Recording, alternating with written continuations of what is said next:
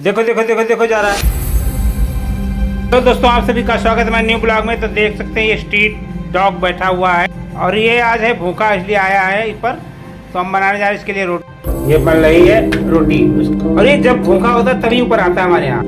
और ये इधर दूध पक रहा है, इसको दूध के साथ ही रोटी देंगे। तो इसके लिए फूली फूली रोटी बनाई जा रही है। रोटी बारीक बारीक कर लेंगे, तोड़ देंगे टुकड़ों में। अब डालने जा रहे हैं दूध। दूध गर्म है, थोड़ा ठंडा होने देंगे तो खा ले।